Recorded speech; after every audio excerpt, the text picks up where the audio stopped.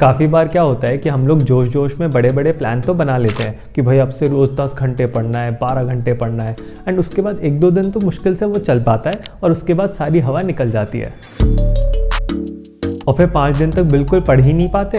And जब 5 दिन पढ़ाई नहीं होती तो उसके बाद फिर से अंदर से एक जोश निकल के आता है कि भाई अच्छे से पढ़ना है अब, और वापस जोश में वही 10-12 घंटे का टारगेट सेट किया और वही वो लूप बन जाता है। तो मेरे साथ तो ये चीज़ बहुत ही ज़्यादा कॉमन थी जब मैं CA इंटर में था। तो क्या किया जाए इस लूप को तोड़ने के लिए, इस साइकिल से निकलने के लिए कि हम कंसिस्टेंटली पढ़ सकें और अपने टारगेट्स को अचीव कर सकें। इस वीडियो में मैं आपको 6 सिंपल स्टेप्स बताऊंगा जिनको फॉलो करके आप अपनी स्टडीज में वो कंसिस्टेंसी ला सकते हो और अपने टारगेट्स को अचीव कर सकते हो। First, set a specific target. अब जैसे हम लोग एग्जाम्स के लिए पढ़ रहे हैं तो हमें लगता है कि हमारा टारगेट ये है कि हमें एग्जाम पास करने हैं, वो हमारा गोल होता है, वो हमारा टारगेट नहीं है। क्योंकि एग्जाम पास करने का अगर टारगेट रखोगे तो वो बहुत ही ज़्यादा वेग है कि एग्जाम पास होना तो उसका रिजल्ट है।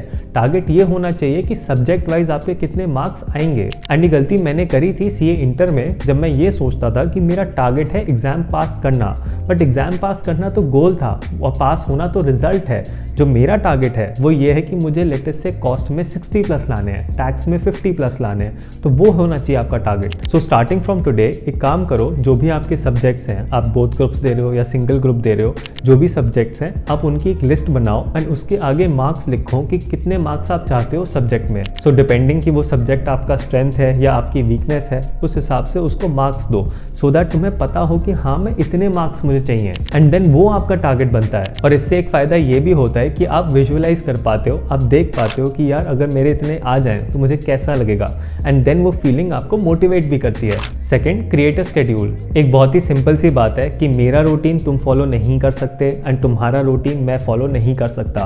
हर इंसान का रूटीन डिफरेंट होता है, इसीलिए अपना रूटीन तुम खुद सेट करो। डिपेंडिंग कि तुम मॉर्निंग पर्सन हो या नाइट पर्सन हो, अपना एक शेड्यूल बनाओ एंड अपना प्लान ऐसे नहीं सेट करना कि 7 से 10 तक मुझे ये करना है, 10 से 12, 12 से 2 ये करना है। इस तरीके से काम मत करना, because very soon you will start feeling like a robot and तुम्हें केज फील होने लगेगा कि मैं कहाँ बन चुका हूँ। इसी वजह से ऐसा रिजिड प्लान मत बनाना। एंड बेस्ट इज कि तुम अपने डेज को अलग अलग पार्ट्स में बांट लो कि लंच से पहले मुझे ये टॉपिक्स कवर करने हैं, इन चैप्टर्स को पढ़ना है, लंच के बाद मुझे इवनिंग तक ये काम करना है, एंड देन फिर डिनर तक ये काम। एंड टाइम वाइज से ज़्यादा चैप्टर्स एंड टॉपिक्स को प्रेफरेंस देना। Third, create small chunks. अब जोश में हम लोग ये प्लान करते हैं कि भाई 3-4 घंटे लगातार पढ़ना है और बहुत ही जल्द हमारा फोकस खत्म हो जाता है एंड बर्नआउट हो जाते हैं। इसीलिए अपने स्टडी टाइम को स्मॉल पार्ट्स में बांटो, जैसे 30 to 40 मिनट्स का एक सेशन। एंड बढ़िया बात यह है कि साइंटिफिकली भी ये चीज़ प्रूवन है कि अगर आप अपनी स्टडी टाइम को स्मॉल चंक्स में बांटोगे तो आप ज़्यादा एफिशिएंटली पढ़ पाओगे। एंड इस टॉपिक के ऊपर मैंने एक सेपरेट वीडियो बनाई हुई है जहाँ पे मैं डिस्कस करता हूँ कि साइंटिफिकली क्या ड्यूरेशन होना चाहिए फॉर मैक्सिमम एफिशिएंसी। उसका लिंक तुम्हें डिस्क्रिप्शन बॉक्स में मिल जाएगा। Fourth, eliminate distraction. एक बहुत ही सिंपल सी बात है कि तुम अंदर से तो चाहते हो कि तुम अच्छे से पढ़ो, कंसिस्टेंटली पढ़ो, but at the same time कोई ऐसी चीज़ भी है जो तुम्हें रोकती है कि तुम्हें नहीं पढ़ने देती। तो वो चीज़ क्या है उसे तुम्हें आइडेंटिफाई करना बहुत ज़्यादा ज़रूरी है। मेरा कहने का मतलब ये है कि तुम्हें पहले ये आइडेंटिफाई करना है कि तुम्हारा टाइम जाता कहाँ पे है। हम लोग ये तो बहुत सोचते हैं कि यार पता ही नहीं चला टाइम कहाँ गया।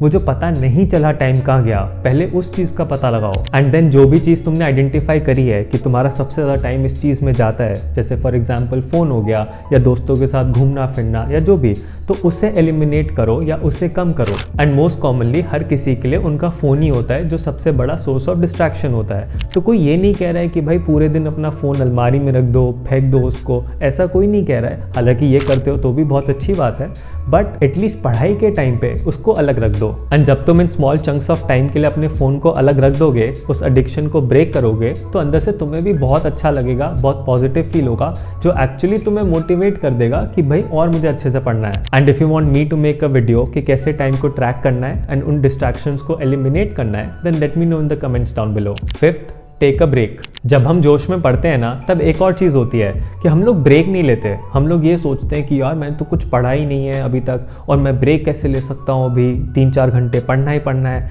ब्रेक मैं डिजर्व नहीं करता। ये होती है हमारी self talk and this is actually doing more harm then good. इसीलिए ब्रेक लिया करो एटलीस्ट 5 to 10 मिनट्स का after every session of studying. उससे एक तो तुम्हारी प्रोडक्टिविटी बहुत बढ़ जाएगी, ज़्यादा एफिशिएंट होगे, रिफ्रेश हो जाओगे और मोटिवेटेड भी रहोगे। एंड इस वीडियो में मैंने ये भी डिस्कस किया था कि आइडियल ब्रेक ड्यूरेशन कितना होना चाहिए एंड आप उसमें क्या क्या कर सकते हो। Sixth, learn from mistakes. पता है कंसिस्टेंसी लाने के लिए ये बहुत ज़रूरी है कि तुम अपनी गलतियों से सीखो सो दैट तुम उन्हें आगे रिपीट ना करो। अब मान लो कि तुम्हारा दिन बहुत अच्छा जा रहा है, टाइम टेबल के हिसाब से सब सही चल रहा है एंड शाम के टाइम तुम्हारे दोस्त का फ़ोन आ जाता है एंड तुम उससे गप्पे लड़ाने में लग जाते हो और काफ़ी सारा टाइम वेस्ट होता है। So at the end of the day तुम एक बार रिव्यू करो अपने डे को कि कहाँ पे तुम ऑफ ट्रैक हो गए थे, ऐसी क्या चीज़ थी जिसने तुम्हें ऑफ ट्रैक कर दिया एंड क्या तुम अब कर सकते हो सो दैट वो चीज़ रिपीट ना हो कल। ये बहुत ही ज़्यादा इंपॉर्टेंट चीज़ है to figure out what went wrong so that वो चीज़ वापस से फ्यूचर में ना हो एंड कल तुम ऑफ ट्रैक ना जाओ। तो ये थे 6 स्पेसिफिक स्टेप्स जिनकी हेल्प से आप अपनी कंसिस्टेंसी बना सकते हो एंड ट्रस्ट में अगर तुम ये 3-4 दिन भी फॉलो कर लोगे ना तो भी तुम्हें बहुत ज़्यादा फर्क दिख जाएगा। एंड इसी के regarding if you want me to make a video on any other topic then let me know in the comments down below.